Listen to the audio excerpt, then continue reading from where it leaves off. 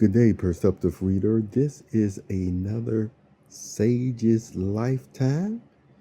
You will notice that a couple of these videos are on YouTube, and then I actually have some podcasts still in that form that I placed on my buymeacoffee.com/James Poeartistry. So, these Sage's Lifetimes, not all of them are in video form yet or totally accessible to the public.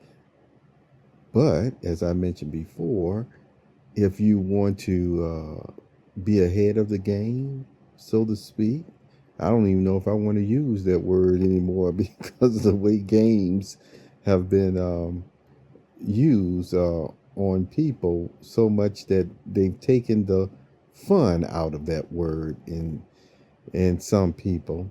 All the same, you can go to buymeacoffee.com/James Poeartistry in order to know that, oh, he has another Sage's Lifetime here, even though he hasn't posted it to his website or YouTube yet.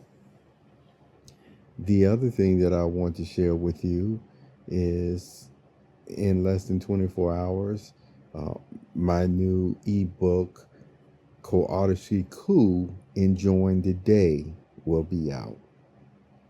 And it is the first in a series of books that I continue or will continue to make, you see, in the future. This is the first one. It is still another compact book.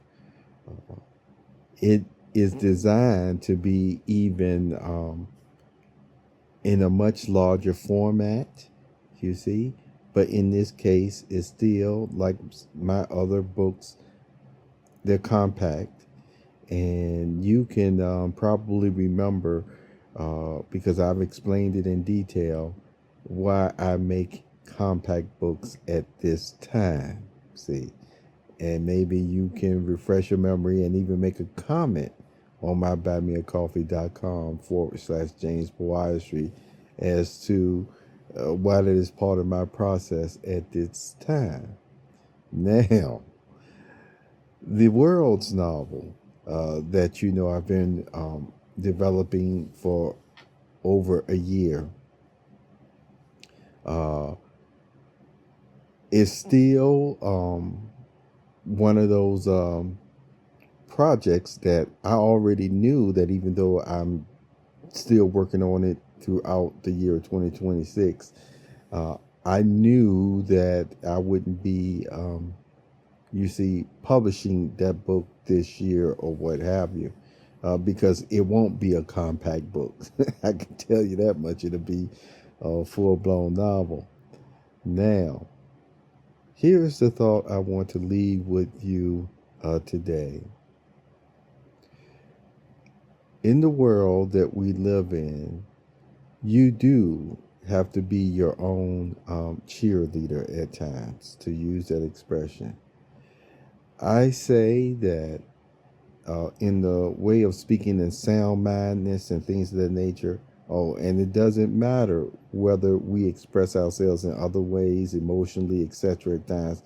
The point is, the foundation of our thinking, it is very much sound. It is still very much understanding the difference between treating somebody good, treating somebody bad.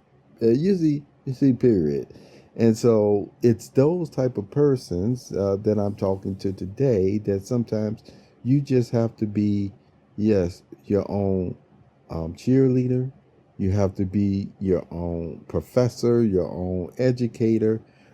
You certainly have to be able to take care of your own spirituality or thoughts, God-orientated thoughts. And this is what I mean by that. It is never any making light of the different organizations and institutions that keep the world running. No, it's not ignoring them at all. That's not what I'm talking about. What I'm emphasizing is whether you receive kudos or commendation or anything from anyone else or institutions or whatever, you can continue to still say to yourself, because you know how you're living every day and the way that you treat yourself and treat others. It doesn't mean that you may, as the expression go, bend over backwards to help everybody. But the point is, you're certainly not going out your way to try to tear down anybody either, you see. So you know this in your mind. So some of you may even say, you know, I strive to be a good person. And that's what you are, striving to be, a good person. And so even if you don't hear those type of expressions coming from somebody else, and they may even be saying the opposite about you, it doesn't change the fact that you still know what you're trying to do in your heart. You still know what you're trying to do in your heart. You know that in your prayers what you're trying to accomplish in your heart. And you know what? Other people and other sages who just still know how to mind their own business and not interfere in things that they shouldn't be interfering in. And you see, they not trying to throw anything before you that's going to, you see, cause you to make life even worse upon yourself. Even when it comes to the bigger picture. See, some of us realize the bigger picture, there's just different decisions and things that are made at times. But there's still this mindset that, you know, we're not going to make things harder on the people or individuals when we really just don't have to. And that's where your knowledge comes in. That's where your studying, see, that's what I mean, being your own scholar and professor comes in. Because with knowledge is power. It's the power, in the way that I'm talking about it, to still do good. It is the power to still resolve problems, economic problems, and have the motivation behind it to do it as well. So that's my point. You're striving every day to do good. You're reading something positive. You know, I got to mention God's Word, the Holy Bible. Yes, it encompasses good and bad. It certainly does.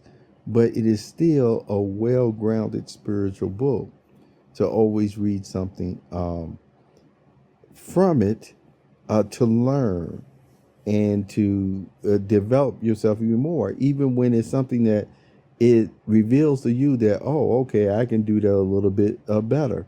Where God knows that you said that right in your heart at that time that you were reading that passage. No matter how it may have affected you, God's Spirit saw, felt how you felt about the matter, you see, and what you really want to do, you see. That's on and up. So the point is, do the best that you can. Be what you need to be as well to yourself, as you still strive to help where you can. Remember, you may not be able to help everybody, but you can always help at least somebody. Okay? Take good care of yourself and have a wonderful day.